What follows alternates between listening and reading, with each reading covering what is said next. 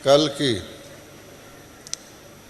सारे पुराने वर्ष के रिजल्ट की और नए वर्ष के लिए होमवर्क की मुरली, और उसके साथ साथ आज की यज्ञ की, ब्राह्मण लाइफ की, मौजों की जीवन की मुरली, इन दोनों को अच्छी तरह सुनने और मनन करने के बाद कोई भी ब्राह्मण अभी तो असंतुष्ट नहीं महसूस कर रहा हो। साथ साथ बाबा ने ये भी कह दिया है कि हमारा एक शब्द जो है वो खास डबल अंडरलाइन करने का है, और वो शब्द क्या है? सदा। संतुष्ट तो हम बहुत समय रहते भी हैं और बहुत बातों में रहते भी हैं, संतुष्ट हम करते भी हैं और बहुत सारों को करते भी हैं, लेकिन सदा,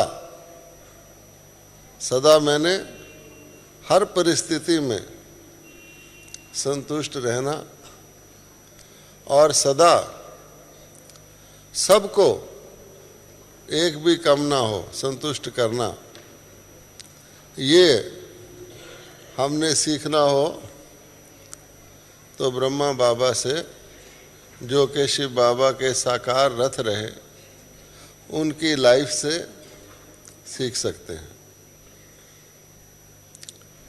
कुछ भी हो जाए, ऐसा नहीं है कि इस यज्ञ में जो बाबा के बच्चे शुरू में समर्पित हुए और बीच में भी समर्पित हुए, वो एक ही संस्कार वाले थे, और धर्म पिताओं के अनुयायी जो होते हैं वो खुद भी प्योर नीचे उतरते हैं और उसके फॉलोअर भी ऊपर से प्योर नीचे उतरते हैं। उनको कोई प्रॉब्लम नहीं है, लेकिन नीचे आकर वो प्योर से इम्प्योर बनते हैं। और बाबा के बच्चे जो नीचे ही होते हैं पहले ही, उनको बाबा सब प्रकार के मैल से, सब प्रकार की अशुद्धता से शुद्ध बनाता है। तो आप सोच सकते हैं कि जो बच्चे बाबा के पास आए वो किस स्थिति में थे। तो उसके लिए कहा जाता था भांत भांत की काठी, कि जगह जगह से तरह तरह के बच्चे हैं आ गए। कहीं की ईंट, कहीं का रोड़ा, भानुमती ने गुनवा जोड़ा, इस प्रकार का यज्ञ चालू हुआ। तो उसमें बाबा ने कैसा भी बच्चा हो, कैसा भी, जैसे कल मुरली में कहा, क्रोध करने वाला हो, कोई भी हो, तरह तरह का, रूठने वाला, बहाना करने वाला, धोखा करने वाला, चोरी करने वाला, कैसा भी हो, लेकिन हर एक ने ये कहा बाबा तो बाबा ही है ना। औरों के लिए भले कहेगा कुछ ना कुछ, पर बाबा तो बाबा ही है। तो बाबा खुद भी सदा संतुष्ट रहे और अन्य भी जो ऑलरेडी संतुष्ट हो अपनी मेहनत से, उसको संतुष्ट करना मुश्किल नहीं है। टीचर के पास भी स्टूडेंट होते हैं बड़े होशियार, उनको पढ़ाना कोई मुश्किल काम नहीं है। डॉक्टर के पास भी पेशेंट आते हैं तरह तरह के, थोड़ी बहुत बीमारी वाले, उसका इलाज करना भी मुश्किल नहीं है। वकील के पास भी कई तरह के केस आते हैं, अच्छे जीतने वाले केस, उसको जीतना कोई मुश्किल नहीं है। लेकिन जो डॉक्टर बिल्कुल मरने वाले को बचा ले, फेल होने वाले को टीचर पास करवा दे, और वकील फांसी लगने वाले को छुड़ा दे, उसी को कहा जाता है कुशल बाप, कुशल टीचर, कुशल डॉक्टर, कुशल वकील।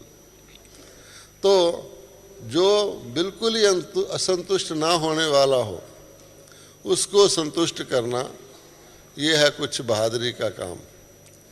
लेकिन सबसे पहले दूसरों को संतुष्ट वही कर सकता है और उसी परसेंटेज में कर सकता है जितना वो स्वयं संतुष्ट होंगे। ठीक है ना? जो आपके पास है वही आप दान में दे सकते हैं। हाँ, महादानी बनना हो, अगर क्रोध वाला व्यक्ति महादानी बनेगा तो क्या दान देगा? क्रोध। उसके जो भी संग में आएगा उसको भी क्रोध की बीमारी लग जाएगी। जैसा संग वैसा रंग। संतुष्ट आत्मा के संग में आएगा तो संतुष्ट हो जाएगा, त्याग वाले के संग में आएगा तो त्याग करना आसान हो जाएगा, सेवा करने वाले के संग में आएगा तो सेवा करना उसको इजी लगेगा। तो सबसे पहले हम पहले अपने आप को देखें।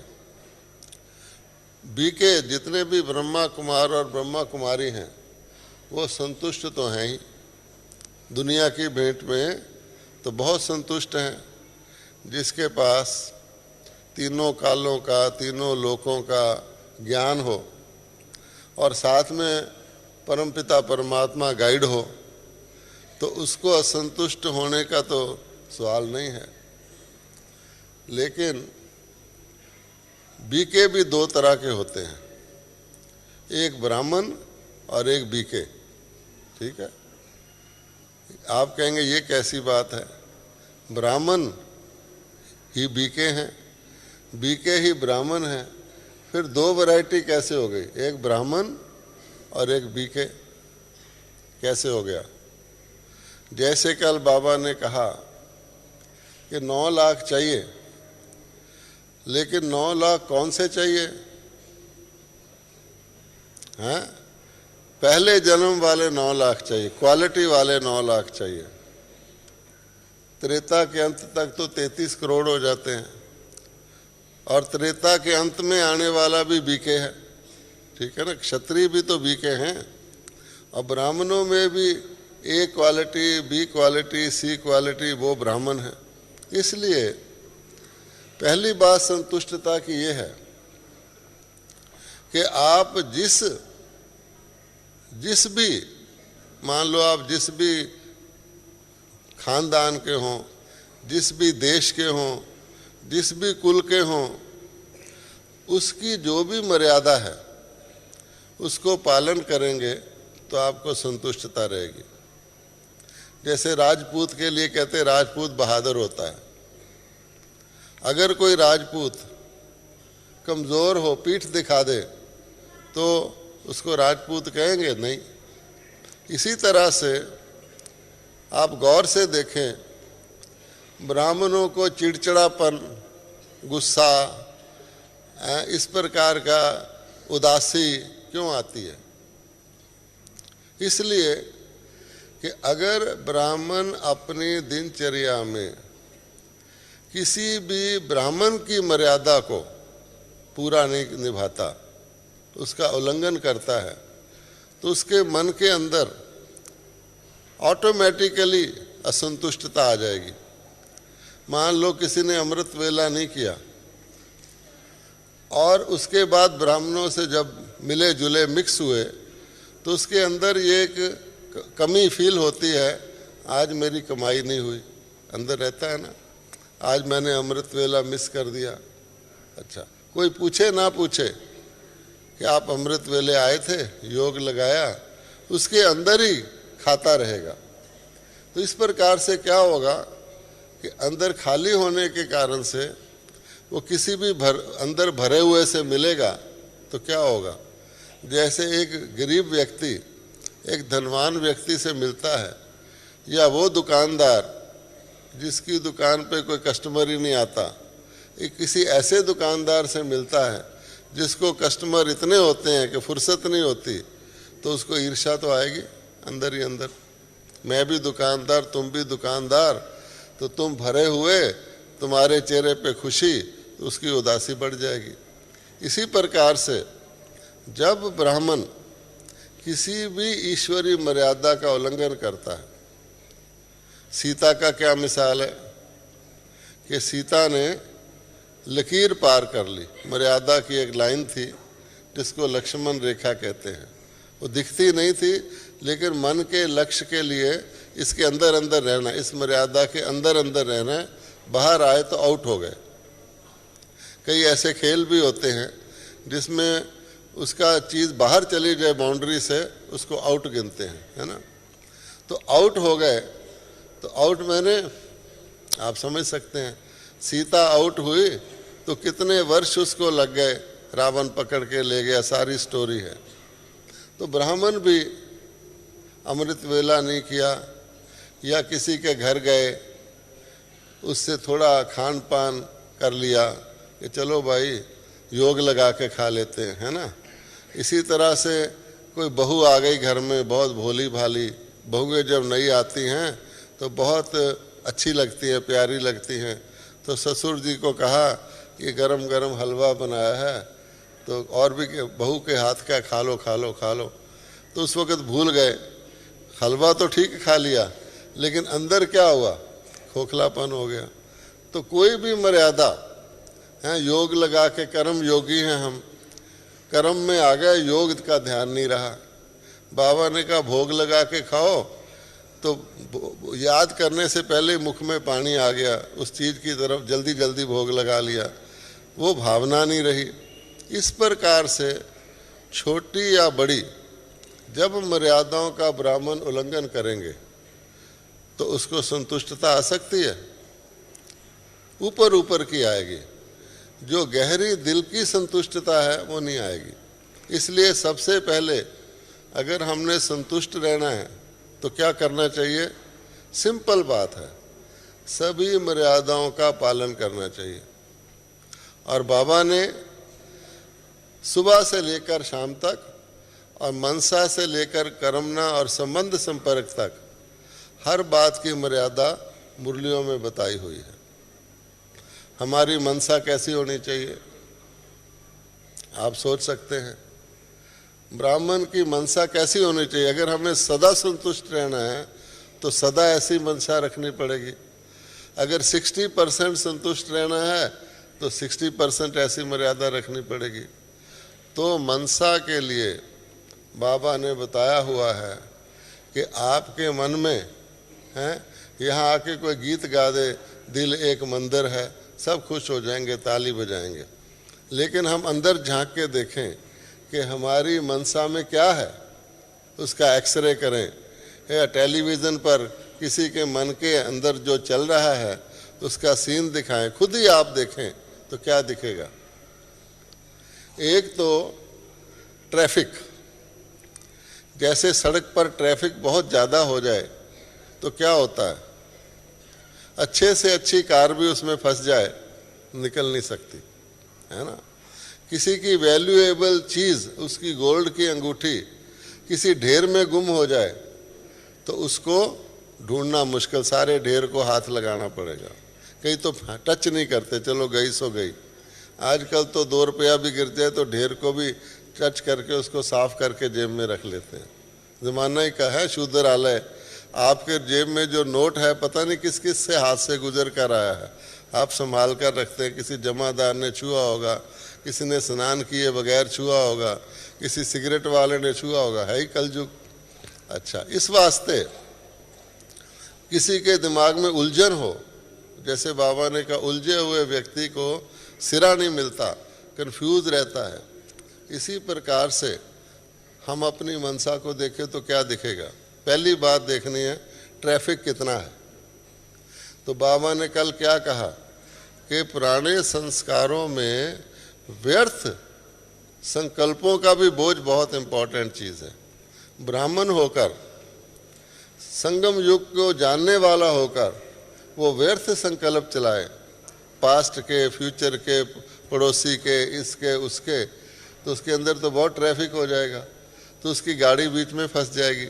असली अच्छा संकल्प भी होगा तो दब जाएगा नीचे, उसको पहले ढूंढने में उसका टाइम वेस्ट जाएगा।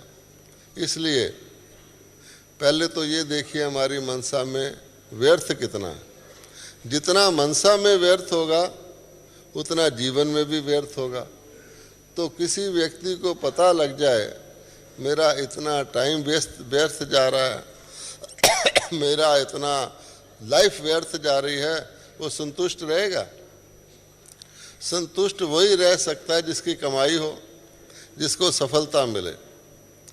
आप गौर से देखेंगे तो असफलता का कारण, आलस्य का कारण, अलबेलेपन का कारण यही होता है कि हम व्यर्थ करते हैं। ब्राह्मण व्यर्थ करे, जिसके लिए कहा गया कि संगम युग का एक संकल्प भी व्यर्थ किया तो बहुत कुछ नुकसान कर लिया। आज हम कहते हैं हम 40 साल से ब्राह्मण हैं, हम 30 साल से ब्राह्मण हैं, और बाप भगवान की मुरली सुनते हैं, भगवान के बच्चे बने हुए हैं, और फिर हम कहें हम पूरे संतुष्ट नहीं हैं, सदा संतुष्ट नहीं हैं, तो क्या हुआ? बड़े से बड़े डॉक्टर की दवाई करने के बाद भी किसी का मर्ज बढ़ता जाए तो चेक करना चाहिए। भाई भगवान जो कि मुर्दे को जिंदा कर देता है, उसकी दवाई करते भी हमारा बीमारी बढ़ती जा रही है, तो ज़रूर दवाई में कमी नहीं है, हमारे परहेज़ में गड़बड़ है ना। कोई बद परहेज़ी करता जाए, दवाई भी खाता जाए, तो दवाई का नाम भी बदनाम करेगा, डॉक्टर का नाम भी बदनाम करेगा। तो कहेंगे गुरु, उसके सैंपल को देखकर लोग कहेंगे ये है ब्रह्मा कुमार, हैं, हमें ब्रह्मा कुमार बनना चाहिए भी या नहीं बनना चाहिए। कई तो इतने असंतुष्ट हैं अपने जीवन से, ऐसी ऐसी बात बोल देते हैं जो खुद को ही श्रापित कर दे कि क्या हम इसलिए ज्ञान में आए थे, ज्ञान में आने का क्या फ़ायदा हुआ। फिर 10 बातें सुनाएंगे, घर वाले भी छोड़े, त्याग भी किया, बाबा के बच्चे भी बने, परंतु देखो कुछ भी नहीं है। फिर पीछे की तरफ सोचेंगे तो उस त्याग को त्याग कहेंगे जिस त्याग को करने के बाद उसका वर्णन किया जाए। उसके लिए हरिश्चंद्र का मिसाल है ना, दान दे दिया, फिर संकल्प में भी कहा ये मेरा है, तो क्या हो गया? अमानत में ख़यानत। तो वह संतुष्ट हो सकता है। इसलिए बाबा कहते हैं अपने मन में एक ही चीज़ रखनी है, शुभ भावना और शुभ कामना। शुभ भावना और शुभ कामना कहाँ रहती है? मन में। तो किसी के लिए भी, कल की आज की मुरली ही सुन लो, किसी के लिए भी अशुभ रखना, अपने को बढ़िया समझना, उसको घटिया समझना। बाबा ने उसको अपना बच्चा बनाया है, ये जानते हुए भी उसको समझना ये कोई बीके बनने लायक है, ये तो इस काम के लायक है, नुक्स निकालना। तो बाबा कहता है उसको नफरत से देखना, तो शुभ भावना शुभ कामना तो हुई नहीं। बहुत सारों के लिए हो गई, 99% के लिए हो गई, 1% के लिए जो आपके साथ रहते हैं उसके लिए शुभ भावना शुभ कामना है और सदा है। इसलिए बाबा कहता है कि आपको ऊंची सीट पर बैठ के देखोगे, अगर आप बहुत ऊंचे जाके देखोगे, चांद से दुनिया को देखोगे, तो आपको ना हिमालय पहाड़ दिखेगा, ना गहरा समुंदर दिखेगा, गोला दिखेगा। हम अगर ड्रामा के देखें तो कोई चीज़ गलत है ड्रामा में? है, ड्रामा में तो हर चीज़ ड्रामा अनुसार ठीक है। तो वो व्यक्ति अपना ड्रामा अनुसार जो पाठ कर रहा है वो जाने, उसको देखकर हम उससे घृणा करें। अब आगे चलिए, क्या प्रेम और घृणा इकट्ठे रह सकते हैं? सोचिए जरा। अंधेरा और रोशनी इकट्ठे रह सकते हैं? अमृत और विष इकट्ठे रह सकते हैं? नहीं। शिव बाबा किसी से घृणा करता है? प्यार का सागर है। देवताओं की दुनिया में तो घृणा होती ही नहीं। तो अब आप सोचिए, हम कहें हम प्रेम स्वरूप आत्मा हैं, परमात्मा के बच्चे मास्टर प्रेम के सागर हैं, लेकिन हम 2-4 से नफरत करते हैं, तो प्रेम स्वरूप हुए? वो तो जिससे फ़ायदा हो गया उससे तो अज्ञानी भी प्रेम कर लेता है। आपने किसी से कुछ कहा, उसने नहीं किया, आपने सोचा लो देखो जी, है मैंने ये किया, सारा लाइफ दिया, मेरी सुनते ही नहीं, तो क्या हुआ? उसका प्रेम घटा? इसलिए बाबा कहते हैं मेरा डायरेक्शन है तपस्या। हम लोग त्याग कर लेते हैं, सेवा कर लेते हैं, तपस्या नहीं करते। तो तपस्या हमारी एक तो योगाभ्यास है जिससे प्राणा बोझ खत्म हो, आग से जले। लेकिन दिन में भी हम कर्म करते हुए क्या तपस्या करें? भाई मेरी मनसा तो मेरी मनसा है, मेरा मन मंदिर है, इसमें मुझे किसी दूसरे का कूड़ा करकट लाके, मंदिर में तो लोग जूता भी बाहर उतार के पैर धो के जाते हैं, उसमें हमें किसी का भी कुछ नहीं धारण करना और इंपोर्ट नहीं करना, एक्सपोर्ट करना है। एक्सपोर्ट भी क्या करना है? शुभ भावना, शुभ कामना। फरिश्ते के अंदर किसी के लिए घृणा नहीं होती।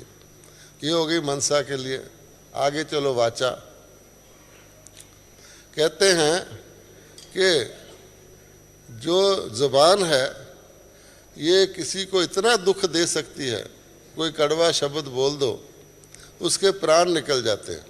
किसी के लिए उसको उत्साह से हीन करने का शब्द बोल दो कि तुम तो बीके बनने के लायक ही नहीं हो, पता नहीं तुम यहाँ क्यों आते हो, है जी, बोल दो, तो वो बेचारे का क्या हाल होगा, हैं?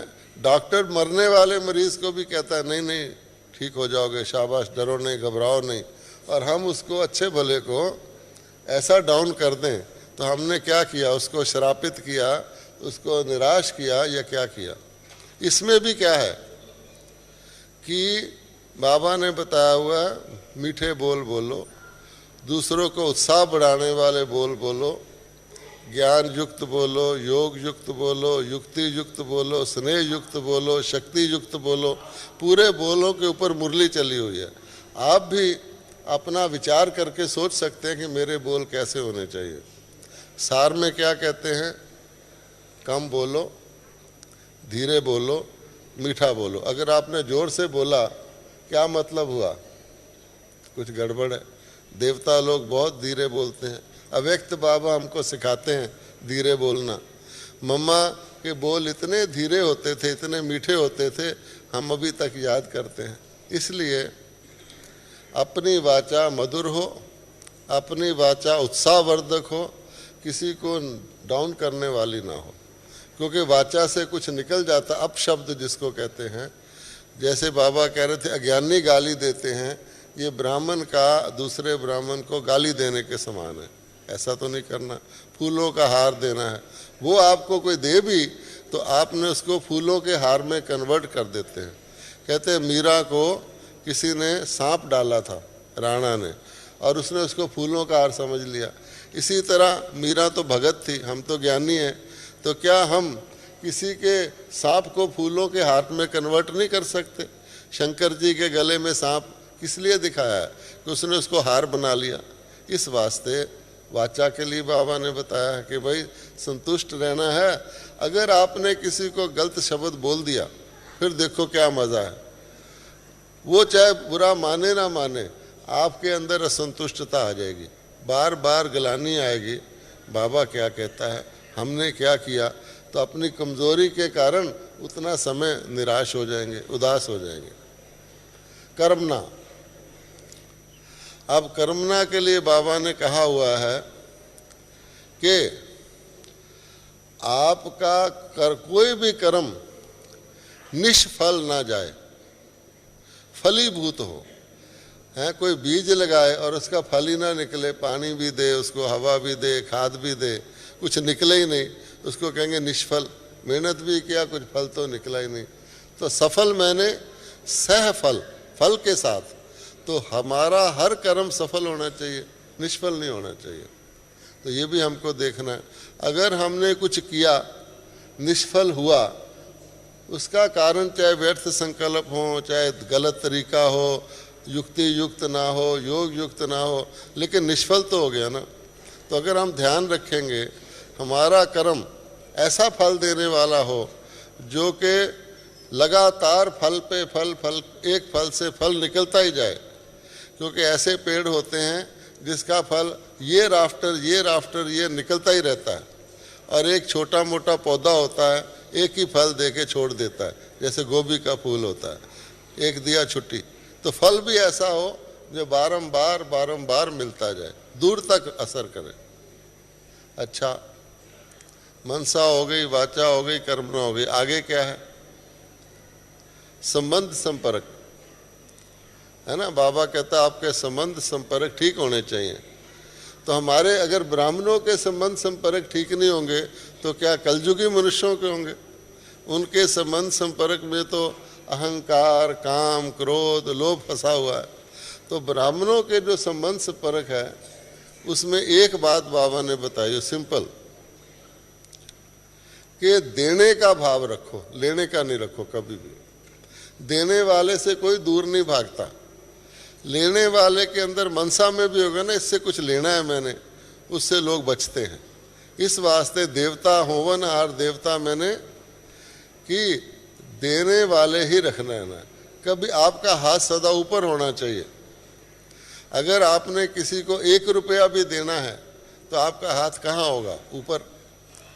और आपने 1 करोड़ भी लेना है तो आपका हाथ कहाँ होगा? नीचे। तो हमें तो अपना हाथ ऊपर रखना है ना। जो अधिकारी होता है वो अधीन नहीं बनता है। इस वास्ते अगर हम त्याग स्वरूप हैं, हम सेवा स्वरूप हैं, तो अगर हमने लेने का भाव छोड़ दिया, कुछ लेना है, तो आपके संबंध संपर्क आप पे ठीक हो जाएंगे। देने वाले को लोग कहते हैं फलदार वृक्ष को काटते नहीं। क्यों? इच्छा ही नहीं होती, वो तो दे रहा है। सूखे को काट देते हैं, चलो इसकी लकड़ी बना लो, जला लो, कोयला बना लो। इसलिए तो हमें बाबा ने संबंध संपर्क के लिए भी बताया है। फिर ब्रह्मा बाबा का मिसाल दिया हुआ है कि सदा संतुष्ट वही रह सकता है। कल भी बाबा ने कहा, आज भी कहा कि हमारे हाथ में स्विच है। वो स्विच है मैं कौन। अगर आपने वो स्विच दबा दिया, मैं कौन, मैं आत्मा, परमात्मा पिता की संतान, तो क्या होगा? आप ऊपर चढ़ते जाएंगे, कमाई होती जाएगी। अगर स्विच दबा दिया मैं शरीर, तो क्या होगा? देह और देह के संबंध आपको नीचे खींच लेंगे। तो ये जो मैं है, ये क्या लाती है? 4 बातें लाती है। मैं शरीर वाली, मायूसी, मगरूरी, मुरझाइश और मतभेद। ये 4 चीज़ें मैं आप शरीर की मैं में आए तो जरूर आएगा। मायूसी, मगरूरी मैंने अभिमान, मुरझाइश डिप्रेशन और मतभेद भेदभाव। तो बाबा ने इसके लिए बहुत अच्छी युक्ति बताई है। पहली मुरली जिसमें बाबा व्यक्त हुए थे और कल की मुरली में भी यही बताई है। इससे बचने का क्या तरीका है? शरीर में तो हम हैं ही, शरीर के द्वारा काम करते हैं। तो बाबा ने कहा शरीरधारी होकर भी आप निरसंकल्प रह सकते हैं। एक तो निमित्त भाव रखो। हमने बहुत अच्छी सेवा की, कोई भी काम किया, सबसे अच्छी सेवा की, लेकिन अगर मैं आ गया उसमें तो बाबा कहता है छुट्टी। ना खुशी रहेगी, ना संतोष रहेगा, ना आगे की कमाई होगी, ना वर्तमान फल मिलेगा, ना प्रत्यक्ष फल मिलेगा, ना भविष्य फल मिलेगा। हाँ, ज्योतिषी लोग 2 तरह के फल बताते हैं ना, कि इसका प्रत्यक्ष फल ये है और भविष्य फल मैंने जो आगे जमा होगा, दोनों ही गए। इसलिए निमित्त भाव बहुत इम्पोर्टेंट है। हम निमित्त रहेंगे, अभिमान नहीं आएगा, कभी अपमान नहीं महसूस करेंगे, दूसरे में ईर्ष्या नहीं पैदा करेंगे। सब कहेंगे वाह बाबा के बच्चे निमित्त हैं। हमारी दादियाँ देखो निमित्त भाव रखती हैं ना। अगर हम अनुभव भी सुनाते हैं उसमें 10 बारी मैं आ गया, मैं नेपाल में गया, वहाँ मैं राजा से मिला, मैंने ये किया, मैंने वो किया, तो दूसरों को फील होता है ये मैं बहुत कर रहा है ना। दादियाँ सारे दुनिया घूम के आती हैं, क्या कहती हैं? देखो बाबा की कमाल है, बाबा ने निमित्त बनाया है, वो हमारी भाषा भी नहीं जानते, फिर भी देखो कितने भाव से आए, तो उसमें किसी को ईर्ष्या नहीं होती। तो हम दूसरे में ईर्ष्या पैदा करें तो उससे संतोष थोड़ी पैदा किया हमने। तो दूसरे को संतुष्ट रखने के लिए ये भी ज़रूरी है हम नम्र रहें, निर्माण रहें, निर्मल रहें। निर्मल में सब आ जाता है, जिसके अंदर कोई मैल ना हो। जब हम शरीर के कपड़ा पहनते हैं तो चाहते हैं साफ हो, इसी प्रकार से शरीर को स्नान कराते हैं कोई मैल ना रहे। और मन हमारा जो है, हाँ ठीक है कि नहीं? मन तो मलिन वैसा ही मूर्ख रहा तेरा, गंगा में रोज जा नहाया तो क्या हुआ। वो तो भक्तों के लिए है। रोज आके मुरली सुन ली, ज्ञान स्नान कर लिया, मन को साफ ही नहीं किया, निर्मल नहीं बनाया, जुबान को निर्मल नहीं बनाया, तो क्या होगा। इसलिए बाबा कहता है हमारा मैजिक फार्मूला है निमित्त, निर्माण और निर्मल। इसमें आप सदा संतुष्ट रह सकते हैं, लेना ही नहीं किसी से। तो इसलिए बाबा ने कहा